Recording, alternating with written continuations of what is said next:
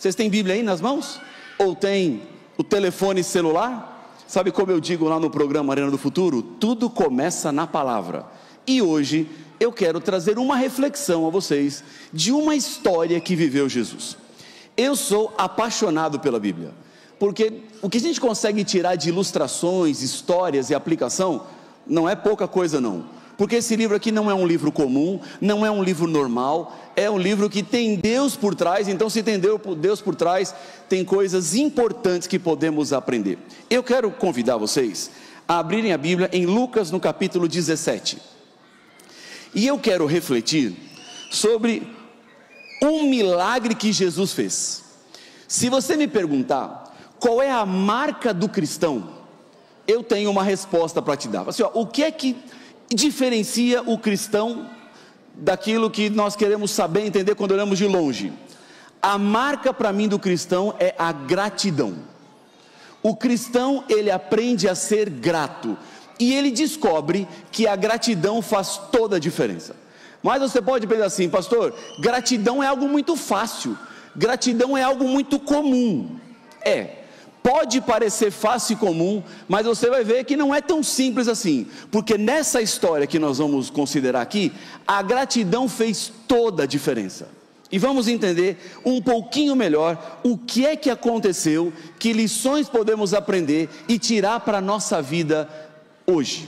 Vamos lá? Lucas 17, a partir do verso 11, diz assim a palavra do Senhor: de caminho para Jerusalém, Jesus passava pelo meio de Samaria e da Galileia. Ao entrar numa aldeia, saíram-lhe ao encontro 10 leprosos, que ficaram de longe e gritaram: Jesus, mestre, tenha compaixão de nós.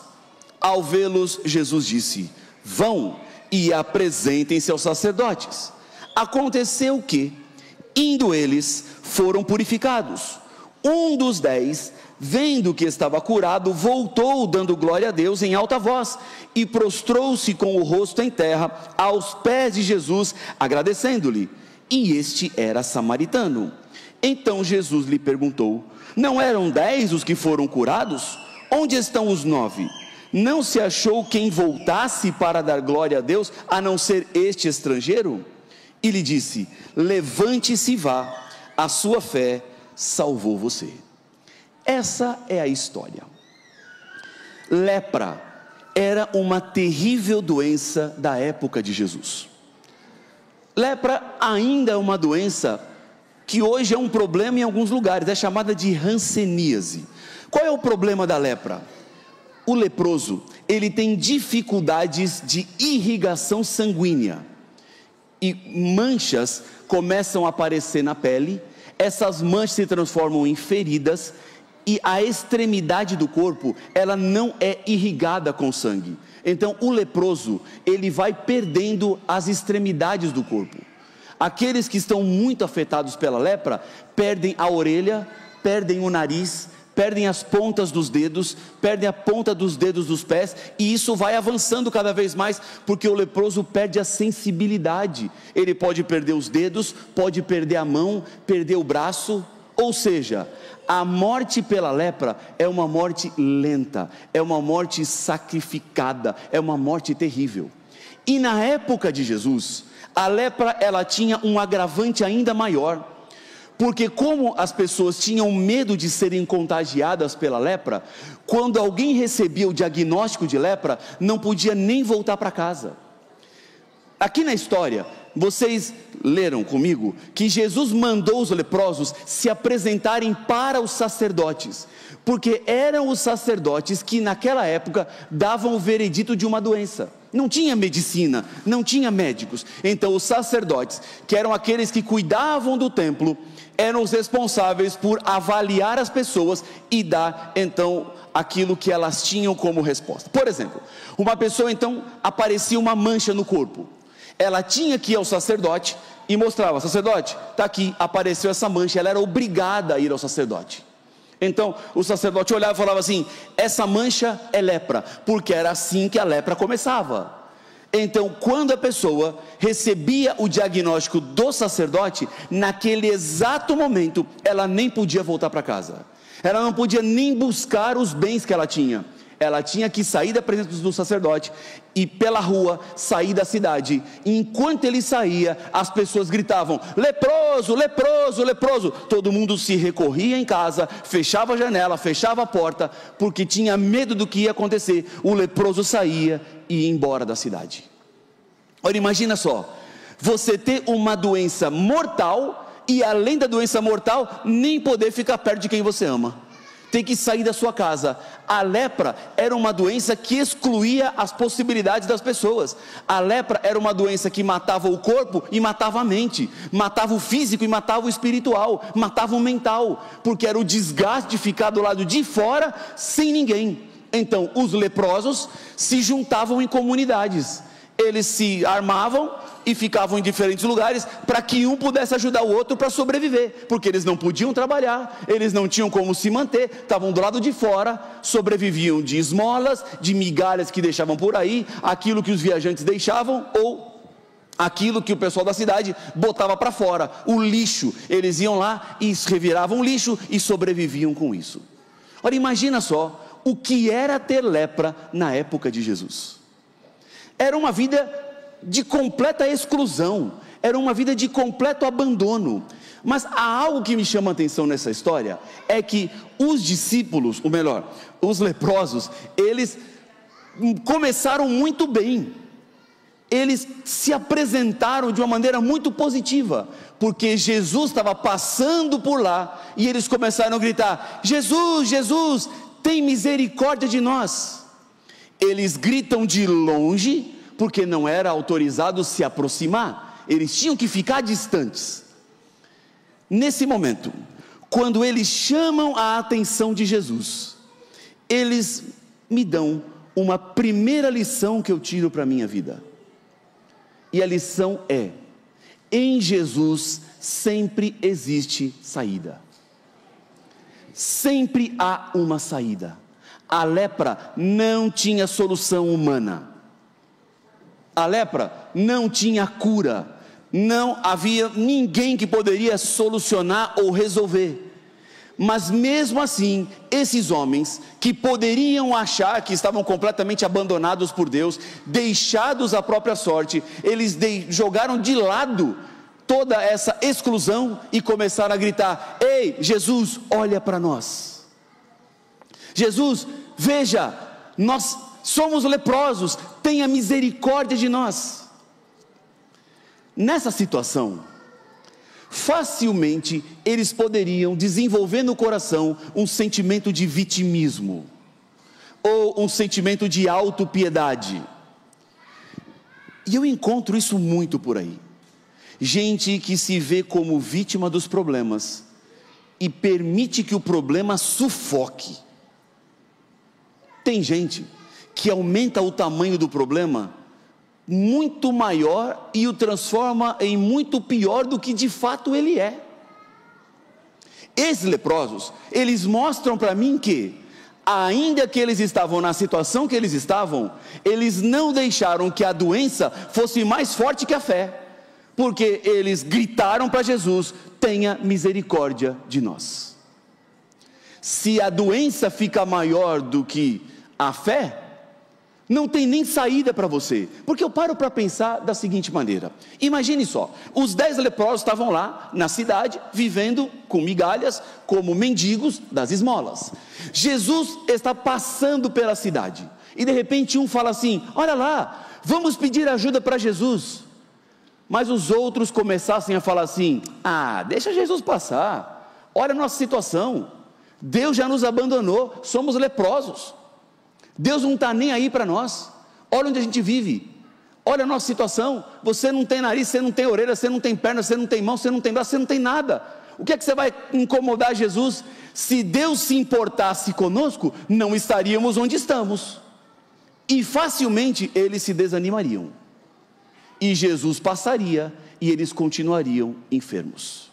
Mas como eles deixaram a doença de lado e abraçaram a fé, eles gritaram: ei, Jesus, tem misericórdia de nós. E o fato deles chamarem a atenção de Jesus terminou com a cura.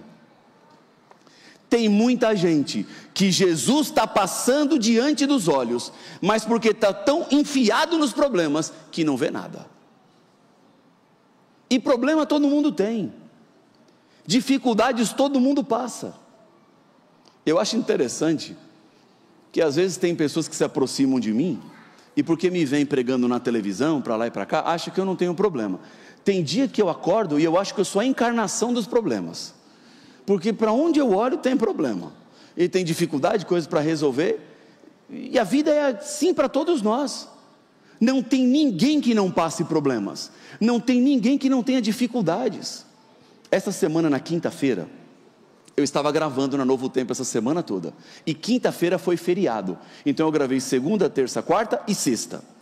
E na quinta-feira eu fiquei com o dia parado em Jacareí, porque os estúdios estavam fechados, era feriado municipal, e eu então aproveitei que estava em São Paulo e fui visitar um amigo, e eu passei do almoço até o final da tarde com ele. Ele mora na cidade de São Paulo, ele está vivendo um drama familiar.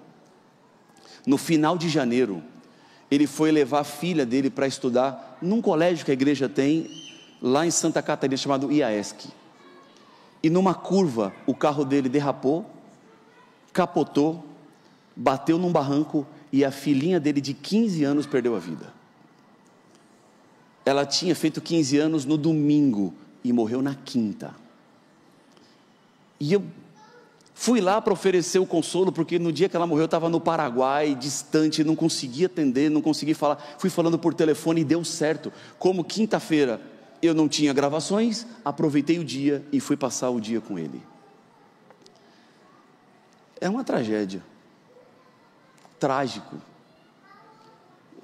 Muitas perguntas são feitas, e nós não temos respostas para todas as perguntas. Por que isso aconteceu? Por que Deus permitiu? Por que foi desse jeito? Por que foi dessa forma? Nós não sabemos. Eu não sei explicar exatamente por que Deus faz do jeito que faz, mas o que eu quero dizer para você é que você não pode deixar o problema tomar conta, porque se o problema toma conta, você não enxerga a única válvula de saída, que é Jesus. Porque para aqueles leprosos, ninguém tinha saída, mas Jesus tinha saída. Só que se eles não chamassem a atenção de Jesus, eles ficariam com a lepra. Mas porque eles buscaram em Jesus, a cura foi possível. O que eu quero dizer para você com isso? Se você quer uma vida diferente, se você quer ter um encontro com Deus, você precisa engolir o seu choro e buscar Jesus. Você precisa parar de se enxergar como vítima de tudo e todos e recorrer a Jesus, ou ficar com autopiedade, comiseração, porque isso não ajuda em nada. Na verdade, só afunda ainda mais. Segunda lição que eu tiro para a minha vida dessa história: não permita que a doença ou o problema tome conta de quem você é. Primeira lição: enxergue que em Jesus sempre tem possibilidades. Segunda lição: não permita que a doença ou o problema tome conta de quem você é. O que eu quero dizer com isso? Que uma coisa é ter câncer, outra coisa é o câncer ter você. Ficou claro o que eu quero dizer?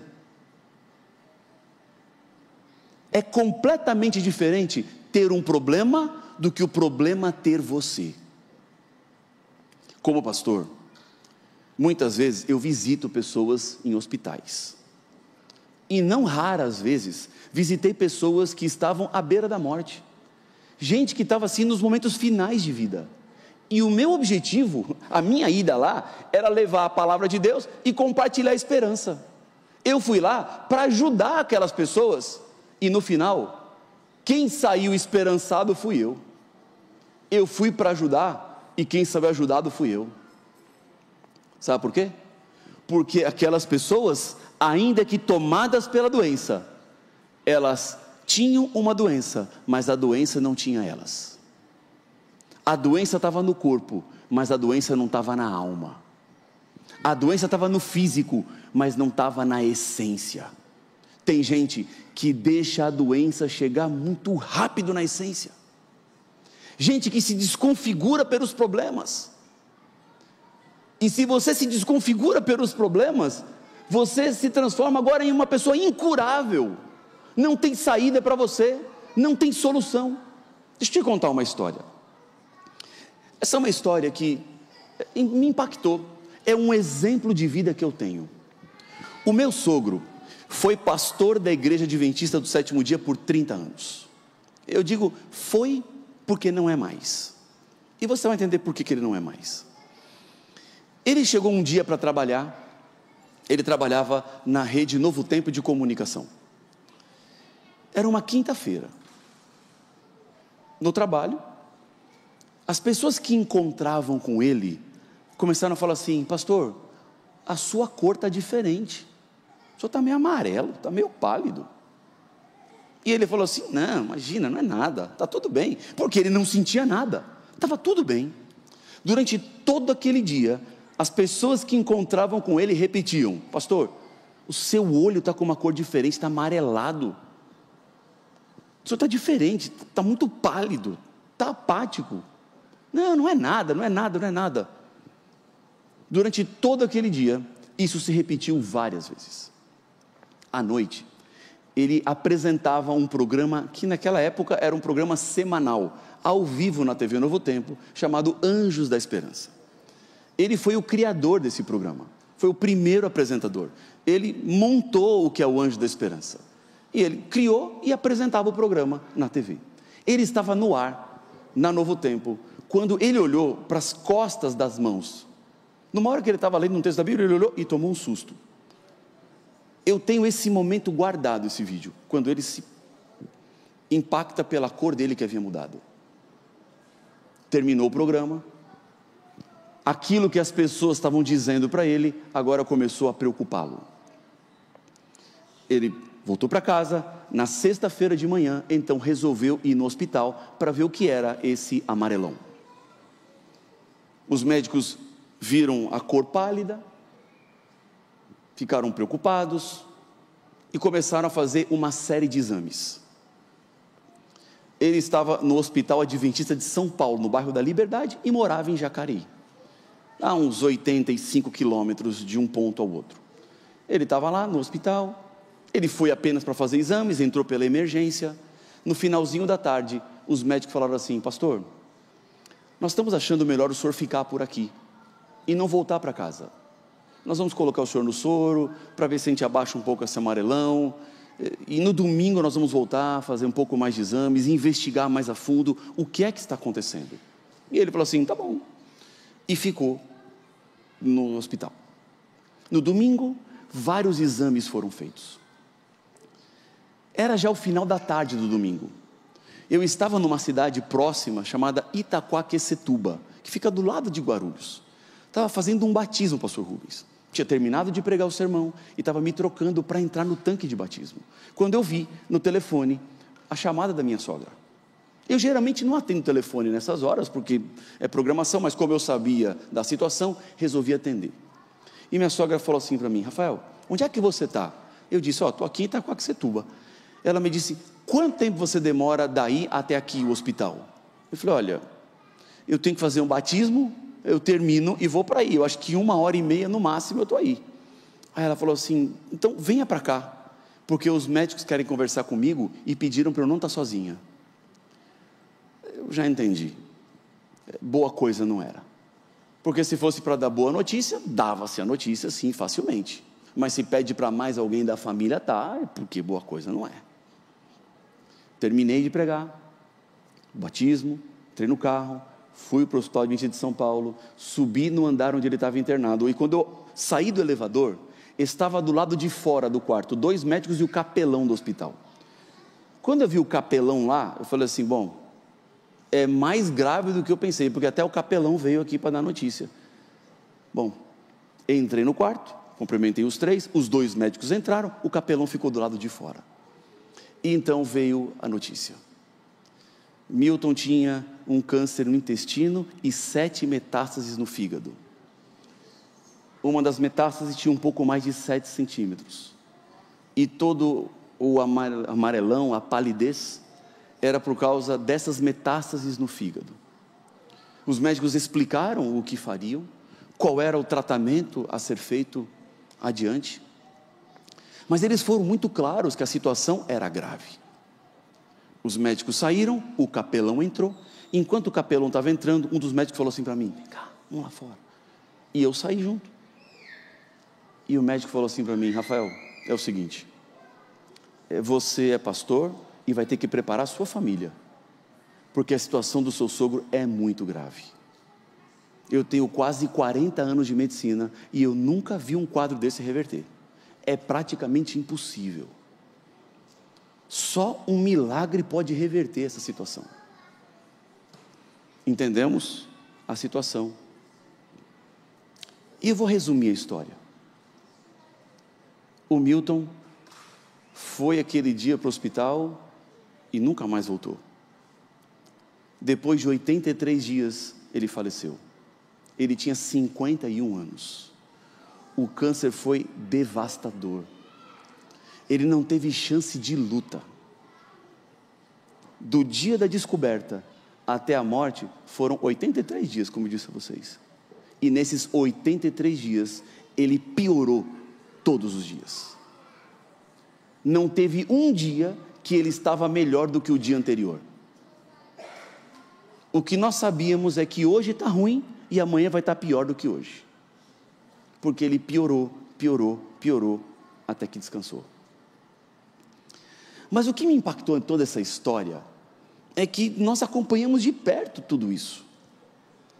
Nas visitas ao hospital, às vezes nos momentos que ficávamos com ele, nas conversas que tínhamos. Eu às vezes saía do evangelismo à noite e ia para lá, para o hospital, chegava à tarde, ficávamos lá. Os médicos foram muito bondosos, né, nos horários, na flexibilidade de visitas, porque eles já sabiam que a situação era muito crítica. Eles não tinham nem por que enrijecer a hora de visita, porque qualquer dia era dia para se despedir, porque pode ser que não tenha amanhã para ele. Durante todo esse processo, o Milton, ele foi consciente o tempo inteiro. Ele sabia exatamente o que ele estava passando. Isso era em 2007, a internet ainda era muito insípida, e ele resolveu abrir um blog na internet. E algumas pessoas acompanharam o blog, e ele contava o dia a dia do tratamento dele para os anjos da esperança que acompanhavam, para as pessoas que tinham carinho e queriam saber o que estava acontecendo. Muitas vezes, quem escreveu o blog éramos nós da família, daquilo que ele editava com muita dificuldade, porque ele não tinha nem condições de escrever. Ele pedia para colocar alguma coisa. Nas conversas que tínhamos com ele, eu não ouvi nenhuma vez qualquer palavra de revolta contra Deus. Nunca ouvi. Pelo contrário, minha esposa está aqui, que é filha. Quando a gente conversava com ele, ele dizia assim: não vejam isso como uma derrota. Deus sabe o que é melhor para a minha vida. Se Ele permitiu que isso acontecesse, há algo que um dia Ele vai me explicar. Não se revoltem contra Deus, não se levantem contra Ele, porque eu sou feliz com Deus pelos 51 anos de vida que Ele me deu. Ele queria mais. A minha filha mais nova tinha na época 4 meses, e a minha filha mais velha tinha 2 anos e meio, 2 crianças pequenas, e por uma situação que é tão raro na vida pastoral, eu fui pastor de Jacareí, enquanto a Novo Tempo foi mudada de Rio de Janeiro para Jacareí. Então eu estava lá para receber a Novo Tempo. Eu fui pastor do meu sogro, ainda que ele fosse pastor, ele frequentava a minha igreja. Então ficamos muito próximos, e quando a minha filha nasceu, eles estávamos morando na mesma cidade, e ele pôde acompanhar e ficar do lado. Ele fazia exercício com bicicleta. Ele comprou uma bicicleta e botou uma cadeirinha na bicicleta. Daiane e eu trabalhávamos juntos na mesma associação naquela época. Botou uma cadeirinha na bicicleta e ele voltava da Novo Tempo todo dia, final da tarde, botava a minha filha na cadeirinha e saía para andar de bicicleta com ela. Era a alegria que ele tinha. Mas foi um quadro de pioras e pioras. E foi naquela época que eu entendi que o Milton tinha um câncer, mas o câncer não tinha o Milton. O câncer estava no corpo, mas o câncer não estava na alma. O câncer estava destruindo o fígado, mas não estava tomando o coração. É exatamente o quadro dos leprosos. Um dia antes do Milton morrer, os médicos chamaram toda a família. A minha cunhada, minha esposa tem uma irmã gêmea, e eles moravam em Curitiba. E os médicos disseram: olha, é melhor vocês virem, porque a situação está muito complicada. Então, eles vieram de Curitiba, nós fomos lá para o hospital, e estava claro que as horas finais dele haviam chegado. Já era impossível. Uma coisa os médicos nos falaram, e eles falaram assim: olha, é para ele estar sentindo dor absurda. E nós perguntávamos para ele: está sentindo dor? Não, não está doendo. Talvez ele estava nos poupando, ou ele já não estava tão preocupado com a dor. Não se preocupe com isso. Estávamos em volta da cama. Parece cena de filme, literalmente cena de filme, porque ficamos todos em volta da cama, e ele dando as últimas palavras. Ele seria sedado, porque os médicos disseram: já não tem mais o que fazer, tem que sedar, não tem mais como aguentar, não tem como segurar, a situação está muito grave. E nós ficamos em volta da cama. Ficamos nós, a família, e na época o pastor Fernando Iglesias, que trabalhava com ele, estava dentro do quarto. Eu era a família e o pastor Fernando, todos em volta da cama. E ele começou a dizer as últimas palavras. O que fala alguém que está na beira da morte? O que é que passa no coração de uma pessoa que sabe que está se despedindo? Porque ele sabia. E é isso que mais me impressionava, porque ele sabia que estava indo para a morte. Ainda que falando com dificuldade, com fraqueza, ele tinha entendido tudo. Ele vai ser sedado e da sedação não acorda mais. Não vai ter retorno, não tem volta. O câncer se expandiu demais. Ele tomava na época a quimioterapia mais forte. E os médicos uma vez me disseram assim: Rafael, parece que ele está tomando água com açúcar. O câncer não está nem aí para a quimioterapia. Ele avança com força. Não fazia efeito nenhum. Estávamos em volta da cama. As últimas palavras dele foram essas. Eu vou falar para vocês o que ele falou. Ele olhou para nós, para os genros e para as filhas, e disse assim: eduquem os meus netos na igreja, porque eu quero poder brincar no céu, aquilo que não deu tempo para fazer aqui. Não tinha revolta, não tinha mágoa, não tinha nenhum ataque ao céu, porque a doença estava no corpo, mas não estava no coração. Tem gente que deixa a doença chegar muito rápido no coração, e quando a doença chega no coração, já não tem mais nada para fazer. Nessa história dos leprosos, eu vejo exatamente isso. Tomados pela doença, tomados pela lepra, eles não deixaram ser contaminados pela doença. Por isso, eles pediram ajuda.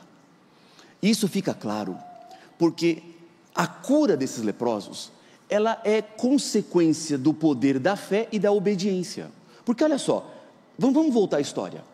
Os homens são leprosos e gritam: Jesus, Jesus, tem misericórdia de nós. Aí Jesus fala assim, vão e apresentem-se aos sacerdotes. Lembra por quê os sacerdotes?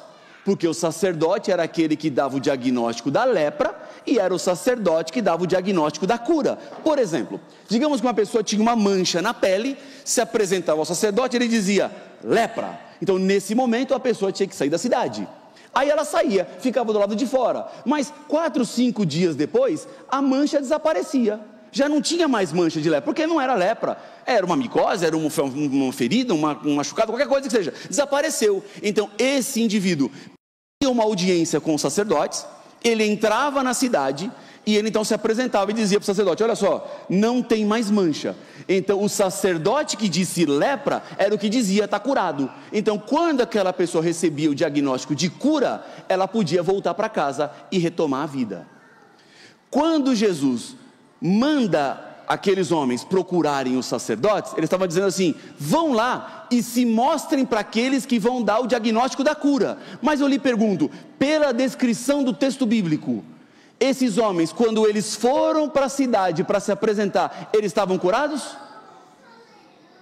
Estavam curados? Não. Quando eles foram curados?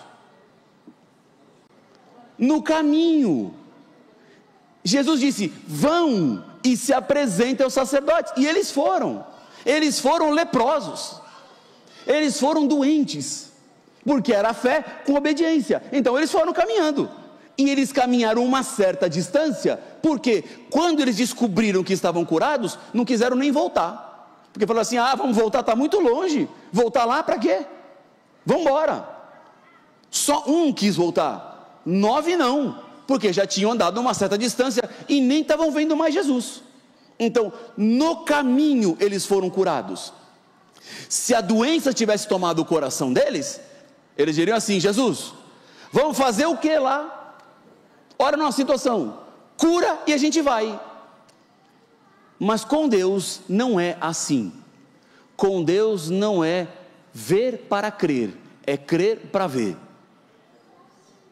Isso muda completamente a diferença. Eu não vejo para crer, eu creio, e depois que eu creio eu vejo. Vocês querem ser curados? Vão, vai lá, se mostrem aos sacerdotes. E esses homens com a doença foram. Aí no caminho, um olhou para o outro e falou assim: ei, você está curado, você também, a sua orelha voltou, o seu nariz voltou, olha, você não tem mais mancha, é verdade, você não tem ferida, não tenho mais. E começaram a celebrar, começaram a comemorar, porque a cura é resultado da fé com a obediência. Às vezes tem gente que pergunta assim para mim: pastor, como é que eu sei o tamanho da minha fé? Porque Jesus certa vez falou da fé do tamanho do grão de mostarda. Como é que eu sei se eu tenho uma fé grande ou uma fé pequena? A minha resposta é a seguinte: a sua fé é medida pela sua capacidade de obedecer. Quanto mais você obedece, mais fé você tem. Quanto menos você obedece, menos fé você tem. Então, se você quer ter uma fé grande, obedeça mais. Foi o que esses homens fizeram. Vão lá. Querem ser curados? Apresentem aos seus sacerdotes. Se mostrem aos sacerdotes. E esses homens foram. E no caminho, a cura veio. Porque é assim que Deus trabalha. Sempre Deus trabalha assim. Quando você se aproxima da palavra e entende, você vai ver que primeiro Deus manda você fazer, você obedece, depois Ele age. Tem uma história muito interessante, que eu gosto bastante, é a história de Moisés tirando o povo do Egito. Foram 10 pragas que caíram, e o Moisés saiu com o povo do Egito. Lembra dessa história? Chega no momento que a situação fica complicada. Moisés está diante do Mar Vermelho, montanha de um lado, montanha do outro, exército do faraó atrás e mar na frente. Não tinha o que fazer. Era um povo que estava como escravo há 400 anos, não tinham como guerrear, não tinha arma, não tinha nada. O exército de faraó ia prendê-los e levá-los de volta para serem escravos no Egito. Não tinha para onde fugir. Encarar o mar não dava, montanha para cá, montanha para lá também não dava, perdeu, acabou. E o que Deus fala para Moisés? Marche. Quando Deus fala para Moisés marchar, como é que estava o mar? Do jeito que sempre teve. Mas a Bíblia diz que depois da ordem, marche, Moisés obedeceu e pisou no mar. Quando Moisés pisou no mar, o pé dele bateu no mar, o mar abriu. Então, primeiro você obedece e depois Deus faz. Primeiro você crê e depois você vê. É assim que Deus age. Mas agora a história muda de cenário. A história que foi boa até aqui vai ficar negativa. Por quê? Aqueles homens obedeceram, foram e se descobriram curados. No caminho, começaram a celebrar, porque lembre-se, era a cura para viver um pouco mais, mas viver com qualidade, porque é voltar para casa. voltar para quem ama, voltar para os seus. O meu trabalho hoje é um trabalho com muitas viagens. Não, vocês sabem, eu sou um membro muito ausente dessa igreja. Eu agradeço ao pastor Rubens que não tirou meu nome aqui de membro. O ano passado foram 202 noites fora de casa. Foi muito. Mas eu melhorei, porque o ano retrasado foi 204. Eu falei para minha esposa que eu estou cada vez melhor. 2 a menos já é uma boa melhora, né? E eu digo uma coisa para vocês, é bom ir, mas eu amo voltar para casa. Quando eu sento na cadeirinha do aeroporto e vejo Brasília, meu coração bate mais forte. Ah, que bom, porque Brasília significa voltar para casa, estar perto de quem eu amo. Agora imagina você, doente do lado de fora, e receber a plaquinha Brasília. É voltar para casa, é voltar para os seus. Só que aqueles homens, alegres pela cura, não tiveram coragem de voltar para agradecer quem havia feito a cura. Vamos embora para casa. Mas um parou e falou assim: espera aí, mas eu tenho que voltar lá para agradecer, foi ele que nos curou. Os 9 foram, e um só voltou. E aqui surge algo interessante. Esse homem volta, e quando ele volta, Jesus fala assim: cadê os outros 9? Eu contei que eram 10. Só voltou você? E aí tem uma observação. Esse que era o quê? Samaritano. O que é esse negócio de samaritano? Vou lhe explicar. Eram 12 tribos de Israel. 2 tribos de Israel, a tribo de Benjamim e de Judá, foram tribos que se mantiveram debaixo da aliança e não casaram com outros povos. Mas as outras 10 tribos, elas não passaram o Rio Jordão e ficaram do lado de cá e começaram a se aglomerar ou se juntar com outros povos. Então eles já não eram mais judeus de linhagem pura, não eram israelitas de linhagem pura, porque os judeus são da tribo de Judá e de Benjamim. Eles não eram mais de linhagem pura de Abraão. Eles se misturaram com outros povos, eles viviam agora em outras culturas e contextos, e os judeus que se mantinham na linhagem de Abraão, eles tinham um preconceito enorme com esses que eram agora samaritanos. Eles eram antigos filhos de Israel que não pertenciam mais à aliança de Abraão, porque eles abandonaram. O problema era tão grave, só para você ter uma ideia, se um judeu estivesse comendo e a sombra de um samaritano passasse pela comida, ele virava o prato para baixo. A sombra de um samaritano na comida transformava aquela comida impura, ele virava o prato para baixo e ele não comia mais aquela comida. Era assim que os judeus viam o samaritano. E quem é que volta para agradecer Jesus? Justo o samaritano. Até Jesus falou assim: cadê os outros? Não voltaram não? Não. Só voltou esse, estrangeiro, que é samaritano. Os outros são judeus e não voltaram. E você que é samaritano voltou? Aí, tá vendo? Esse preconceito todo que eles têm não serve para nada. Porque eles se acham melhores e maiores. Mas olha aqui, o samaritano que eles estão jogando de lado, os samaritanos que eles colocam como impuros e imundos, foi o que voltou para agradecer. Aí, Jesus fala assim para ele, verso 19, quando ele está jogado no chão, agradecendo, Jesus fala assim: levante-se e vá, a sua fé curou você. É isso que está aí? É isso que está na sua Bíblia? Curou? Não. O que é que foi? Salvou. Porque salvar é muito mais do que curar. Então eu posso dizer o seguinte: os 10 receberam o mesmo milagre, curados da lepra. 9 estavam curados da lepra, ingratos e perdidos. 1 curado da lepra, grato e salvo. Por isso eu disse para vocês que o que faz a diferença é a gratidão, porque 1 se salvou porque foi grato. Os outros 9 foram curados, igual aquele, mas estavam perdidos. Eu vou abrir meu coração para vocês. Eu sei que eu já passei um pouquinho do tempo, mas já estou terminando já. Eu já falei para Deus que é muito difícil ser Deus. É muito difícil. Eu vou falar algo para vocês aqui que minha esposa já pediu para eu não falar, mas eu vou desobedecer. É porque é meio forte o que eu vou falar. É o seguinte: tem gente que Deus não pode abençoar, porque se abençoar estraga. Não para entender o que eu quero dizer? Tem gente que se recebe a bênção estraga. Então Deus fala assim: não posso te abençoar, porque se abençoar você se perde, então vai ficar sem bênção. É o que essa história me mostra. Porque olha só, reconstrói comigo da ótica divina. Os 10 leprosos, doentes, eles tinham fé, eles enxergaram a oportunidade, eles pediram ajuda para Jesus, eles obedeceram e foram curados. Agora, curados se transformaram em ingratos. Como eles estavam melhor da ótica de Deus? Curado ou com lepra? Aí é o problema, né? Para Deus, eles estavam melhor com lepra. Porque com lepra, tinham fé. Sem lepra, abandonaram a Deus. Com lepra, buscaram em Jesus a ajuda. Sem lepra, vamos embora para casa. Esquece esse Jesus aí.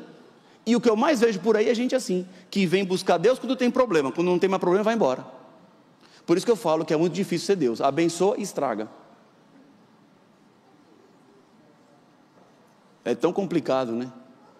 Tem gente que chega na igreja com a família destruída.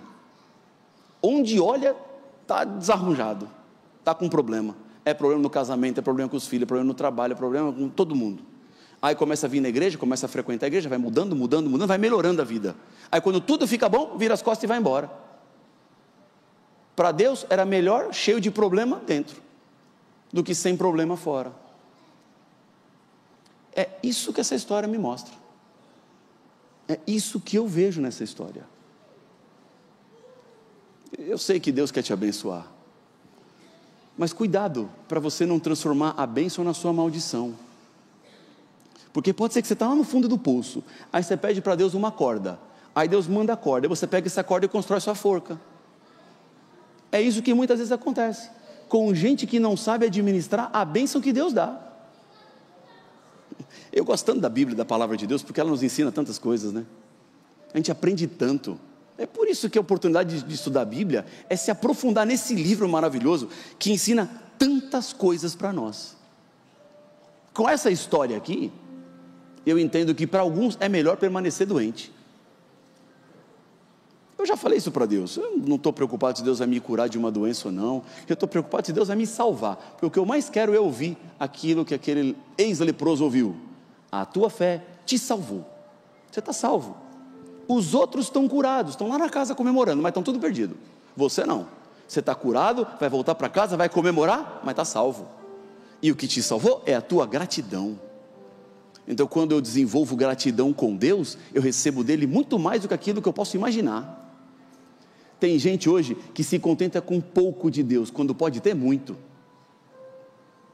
Aqueles 9 se contentaram com a cura, mas eles poderiam ter salvação, porque cura é apenas postergar minha vida por um pouco mais de tempo aqui. Ao invés de viver 70, vivo 75, grande vantagem tive. Não, a vantagem maior de Deus não é 3, 4, 5 anos a mais aqui não. A grande vantagem de Deus é a eternidade. E é isso que Ele tem para nós. Agora, o que eu quero? Eu quero só 3, 4 anos mais aqui de uma cura, ou eu quero uma eternidade com Ele no céu? Eu posso ter tudo, eu posso ter cura e eternidade, porque eu vou ficar só com a cura? Com a cura e a ingratidão e a perdição? Para mim não adianta.